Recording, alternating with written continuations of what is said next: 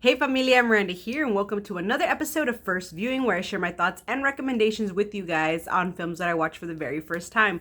So I do have a good little stack going, so figured it was time to pop on and share my thoughts with you guys. So let's go on ahead and get on into things. All right, so first up is this film here called Julie and Julia. Now, this film wasn't exactly what I had in mind, but I did overall enjoy it for the most part. I thought both leading ladies were great, but like I said, it wasn't exactly what I thought it was going to be. Basically, you have Meryl Streep's character. She is this, I guess, like legendary chef, and Amy Adams' character is this gal. She works in this kind of office call center type setting. And she decides to create this like blog and start cooking all of the recipes in her cookbook. Now, the thing is, in this film, you don't actually see these two gals together ever. And it kind of felt in a way like separate stories, but it kind of went back and forth between the two stories. So basically, it kind of shows you Meryl Streep's character, kind of how she became the chef and how she, got to create this cookbook. And then her, I will say there was some pretty good looking food in here and stuff. And I really enjoyed Amy Adams in here. Just her character was just kind of, I don't know, there was something about her character that I just really enjoyed. But overall, great performances from both ladies. Like I said, it just the feel of the movie just wasn't what I was expecting, and I don't know, I feel like it maybe could have been done a little bit differently, but overall it was pretty good. If you want to see some good food and just her, like I said, she makes this blog, and there's like 500 and something recipes that she does in 365 days. Like, that was her goal, is to do every single recipe in the cookbook in a year's time. And so yeah, it was pretty fun. All right, next up is this film here called The Dodecapentathlon. Every time I want to say decathlon, but it's pentathlon. This film was a huge miss for me, you guys. Definitely a no-go. It was not at all what I was expecting. Like, you see the cover art here, and you would think it would be more exciting, more funny, more raunchy. I don't know, but something. But basically, you have these two brothers. They, like, ever since they were kids, they've just had this like huge tension between them. And so they created this little pentathlon or whatever, but I guess they never got to finish, or it got interrupted when they were younger. And so they get together at this family event and they decide to go at it again. But it's not even like exciting events. It's things as simple as like laser tag, or who can hold their breath the longest, arm wrestling, that kind of stuff. So it's kind of dumb. And I don't know, the way they filmed this, it definitely felt kind of like a vlog in a way, because it was basically, in a sense, them kind of talking to the camera and just kind of going back and forth kind of thing. But it wasn't funny. If anything, I was honestly kind of bored with this one. So it was definitely a huge miss for me. Don't plan on watching this one again. It will be leaving the collection. But yeah, I don't recommend this one. All right, next up, we got Flashdance. So yes, I finally watched it. Definitely an awesome, awesome soundtrack in this one. And you gotta love the whole, the maniac scene where she's in her apartment and she's like, working out, doing her thing. Yeah, that scene was probably one of my favorites. And then also the last dance number that she did was really, really good. But it wasn't exactly what I had in mind. I mean, it says that she was like, I don't know, like some like kind of strip joint or whatever, but there's one scene, but not at her place of work, that is a strip scene. But yeah, I don't know, it was different. But I mean, overall I enjoyed this one, but I won't say that this had the same impact on me as, say, Dirty Dancing did. Definitely felt like I connected more with that film. But I mean, overall it's a pretty solid little dance flick. I mean, the romance in this one just also too didn't hit me the same way that the romance in Dirty Dancing did. But yeah, it's definitely one I would watch again. I would recommend for sure. But yeah, so I see why there is a love for Flashdance, but I'm more, I would say, Team Dirty Dancing. All right, so moving along, we have From Dusk Till Dawn. This film, you guys, I absolutely freaking loved. It was a blast. It was just freaking crazy, crazy. Awesome performances, obviously, throughout. But this is not your typical vampire flick. Like those vampires, I don't know what the hell they were. They were definitely a very funny looking and whatnot, but this film is definitely a blast. I enjoyed the storyline of it, of these two brothers. They're on the run, you know, trying to get to Mexico. They take hostage his family. They get into Mexico and they end up at this bar that is a basically hangout for these vampires and stuff. And they're just some crazy, freaking weird looking vampires, not your typical vampire film. But definitely a blast. There's some good action in here. You know, there's a lot of other familiar faces and everything. Cheech Marin in here, like seriously, how many freaking roles did he have? But he was pretty fun in each one of them. But I highly recommend this one if you're just looking for a freaking good time. Yeah, for sure. But especially the two of them, the two brothers in here, they were awesome. So yeah, I do recommend this one for sure. I will seriously be watching this one again. I watched this with hubby and I think he really enjoyed it too. But yeah, I don't think I've ever seen a vampire flick like this. All right, I did check out War Horse. This film, you guys, was very long. I think this was like a 3-hour film or something like that. But I did enjoy this one. You really get this just kind of odd connection to this horse that it just makes you feel a lot of ways as you see his journey, you know, through war and everything. So obviously War Horse, it follows this horse here named Joey throughout, you know, different parts of the war, you know, and as the years go on and everything. This was his owner. Dad ended up, you know, selling him off to, you know, go be part of the war and everything. And so it all just, it's his whole time in the war and, you know, finding his way back to the kid and everything. So there is one scene in here for sure that you literally just kind of want to start like crying for the horse because it's very sad. But there's so many just kind of moments in here that pull at your heartstrings all because of this dang horse, you guys. But it was a really good film. But like I said, you needed to invest time in this one for sure. It doesn't like it's a slow burn, so it doesn't move along quickly or anything like that. And it's one that you need to be just kind of more open about because it's not about the people in this film. It's about the horse and his journey through war. I'm trying to think what. So it's against World War One. And yeah, just all the struggles this horse went through and everything and whatnot, and you know the people he met along the way and stuff. But it's a beautiful movie, great cinematography and everything. I do enjoy like the whole war backdrop and all of that and stuff. But yeah, it's kind of weird to you know, find yourself all emotional over a horse. All right, so I finally got around to watching Pretty Woman, and I freaking loved this one so dang much. Oh my goodness, Julia Roberts, Richard Gere, they were just absolutely fantastic together in this one. And so, guys, it is like kind of a true sort of Cinderella story, you know? He takes her from this life of like prostitution and, you know, kind of gives her this, you know, sort of knight in shining armor story, if you will.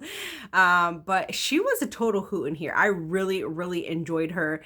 And, you know, once, you know, he basically hires her to, you know, just accompany him while he's doing all this like work stuff and whatnot, keep him company kind of thing. And I feel like she just really brought out like the better in him, and that's just kind of what he needed and stuff. So yeah, they were just absolutely adorable together, and I freaking love this one, and I will be watching it again and again and again for sure.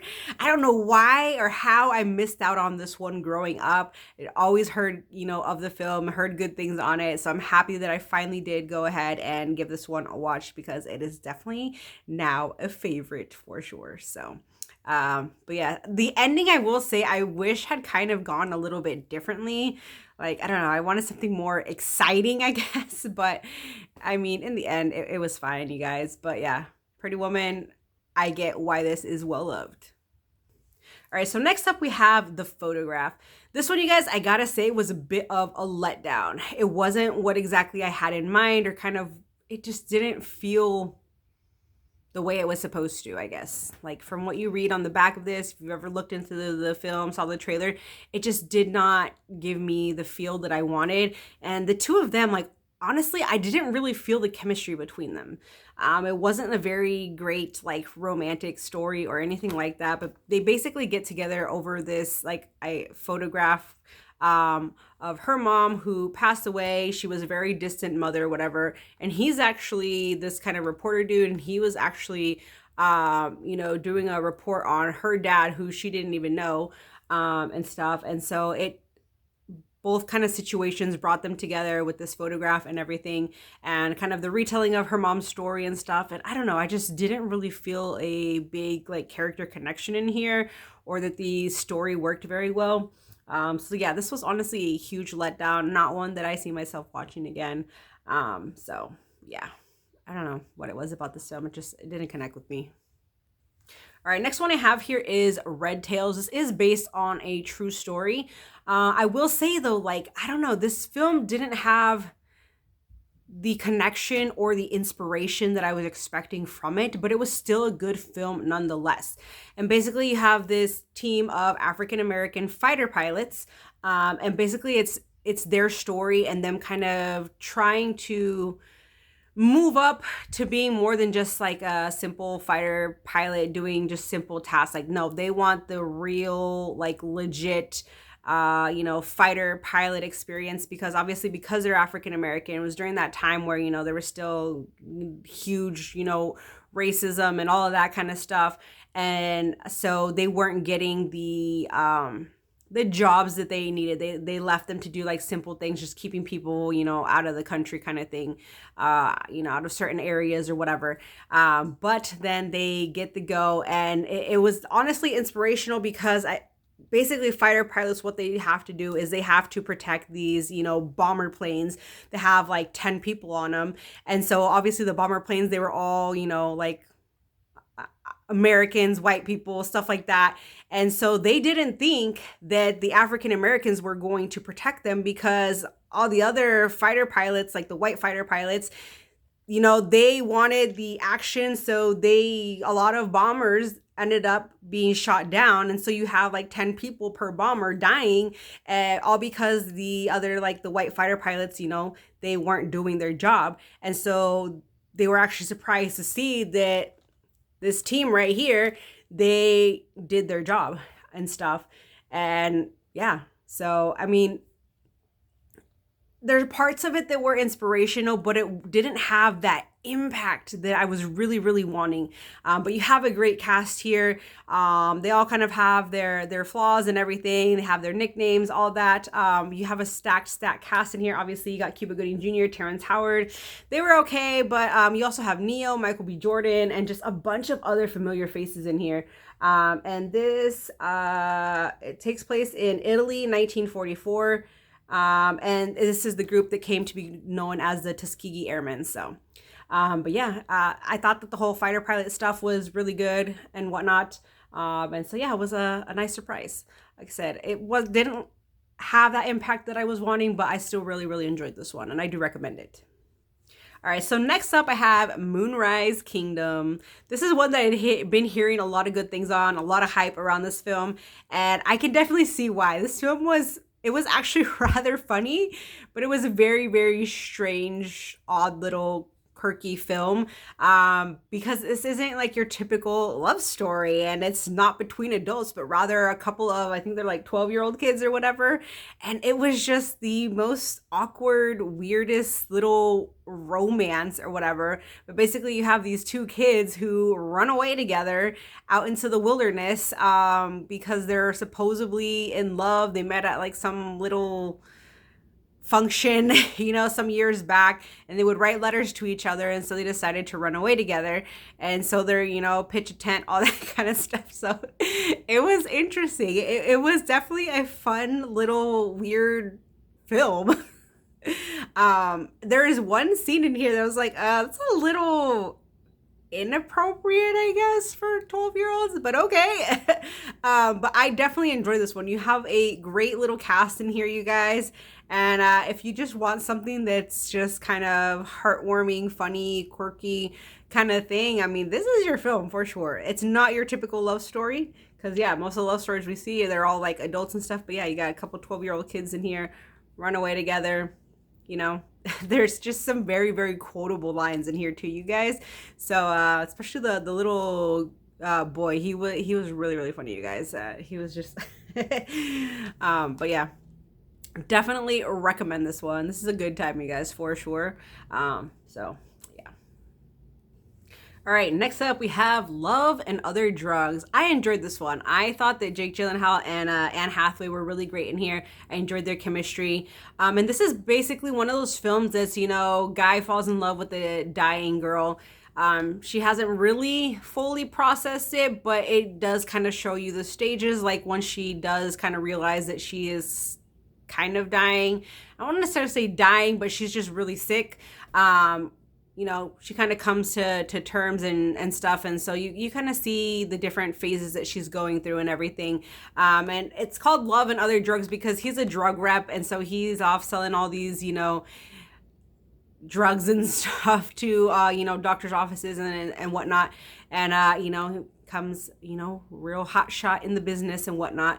And she's this kind of, I guess, like artist, if that's what you want to call it. She does like these collages and paintings and stuff like that. But anywho, this one here, she, I don't know, it was a cute love story, but at the same time, it's a little sad because her being sick, her illness that she has, where it's leading to, like what the future is going to be like for her. And he still decides to stay with her. So, I mean, it definitely pulls at your heartstrings a little bit, especially there's one kind of little conversation that he does to kind of reel her in that, he's going to stay and everything.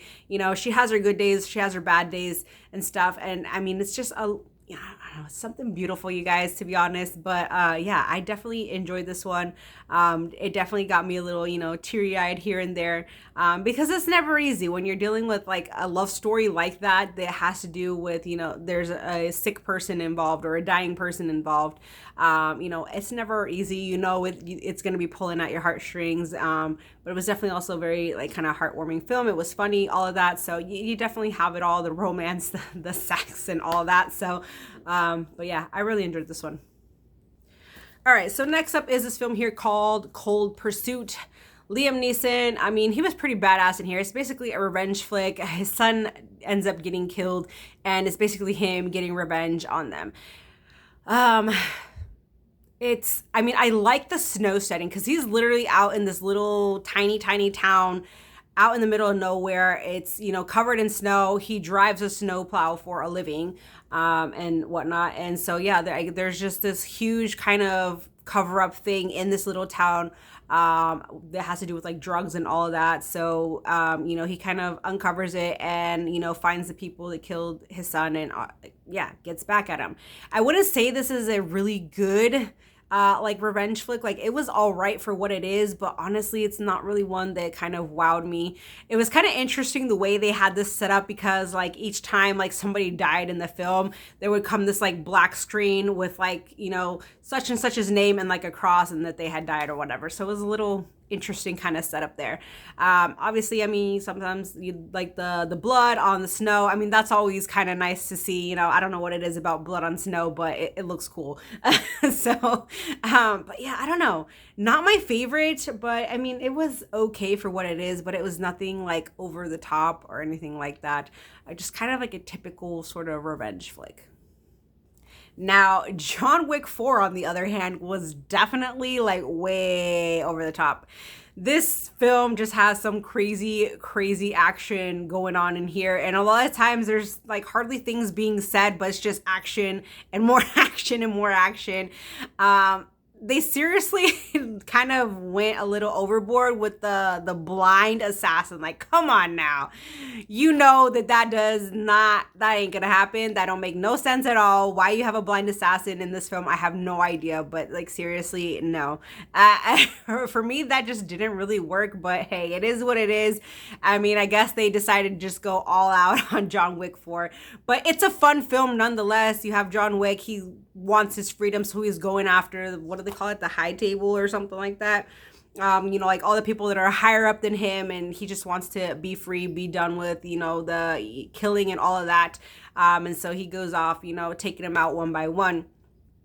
And it's just like crazy, crazy action and stuff like that. So, I don't know what else to say on this film. I mean, if you're a fan of the John Wick films, 4 is definitely even more so over the top than the other 3. I will say this wasn't my favorite, but I did enjoy this one for sure. It was a great addition to the franchise and stuff. So, yeah, John Wick 4, I do highly recommend this one. But still, I don't know, the blind assassin kind of throws me off a little bit. So but a fun one, and Keanu Reeves kicking butt per usual. So I mean, what's not to love?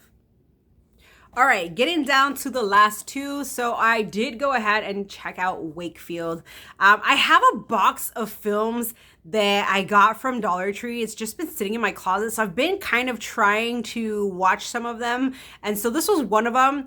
And this film, honestly, for me, was pretty boring, you guys. Basically, you have this guy, Bryan Cranston's character here, and he basically hides out in his attic for, I have no idea, like maybe a year or so, because he does not want to deal with everyday life. He does not want to deal with his family anymore. So he basically, in a way, makes himself disappear, but he's literally watching his family from their attic. Because their attic, it's weird because the attic is like in the garage, and like nobody, I mean, there's a couple attempts to go up into the attic that don't fall through. But it's like you can see all the seasons pass. So I'm assuming like maybe a year or so passes, and nobody goes up in the attic, and they just think that he's, disappeared or died or something like that. But yeah, they're just decide he comes home from work one day and decides to, go up into the attic. Like, I think like a raccoon or something had gone up there or something. The door was open. So he went up there and he looks out the window and he's like, hey, I can see my family and stuff like that. And so, yeah, he just decides like, I don't want to deal with all this anymore. And so he literally lives in his attic for, like I said, probably about maybe a year or so. And he only goes out, leaves the attic when his family's not around. But it was just kind of weird because it felt like he felt like a real just kind of creeper. Like he's literally just watching his family, like he'll watch his wife undress, or like, his family eating at the, kitchen table or whatever. So it was kind of weird in a way, but it was just really boring. Like I didn't find this like funny or anything at all. Like, I don't know what it was about this film. It just did not connect with me at all. I was like, yeah, why am I watching this? Like, it's literally, most of the film is just him looking out the window into his house, watching his family. So when he like sees who's showing up and all of that, and like I said, the only time he goes out is so that he can, eat garbage, like literal garbage, and just find other things in the garbage for him, like clothes, stuff like that. And so he grows all dirty, he looks like a hobo, whatever. But yeah, so Wakefield, honestly, I think this was a big miss. Just not my cup of tea. All right, last but not least, I have this film here called I Really Hate My Job. Obviously, I really just wanted to see this for Neve Campbell. Huge miss too, you guys. Like, you basically have these gals, I think there's five of them. They work at this nasty little restaurant. To me, it's a restaurant you do not want to eat at. And they all just really hate their job. And each one, they kind of have their dreams or whatever that they're after and whatnot. But yeah, it's just a lot of, nothing. I don't even really know what the heck they were talking about half the time. Like, I don't know, just have like weird conversations. And yeah, no. There's like one scene in here where Neve Campbell gets butt naked in the restaurant because she's like done, she's fired. She's like, so that's her way of saying screw you, is getting butt naked in the restaurant. But other than that, like this, it wasn't even like funny, you guys. Like this was just so bad. This one too, I was like super bored with it. I was like trying to stick out. I'm like, is anything exciting really gonna happen or anything? But no. So yeah, I just really didn't care for any of the characters in here at all. The storyline just, it sucked, you guys. Like I get it, a lot of us hate our jobs, but like I don't know. This was just a huge miss, you guys. So I do not recommend this one. So that is it, you guys. That is everything that I have watched recently from my collection. A few will be leaving, several will be staying. Let me know if you guys have seen any of these films and your thoughts on them. I would love to know. And also, if you guys have watched anything good lately, any movie recommendations, definitely drop them in the comments below. Thanks for watching, and I will see you in my next one. Bye, guys.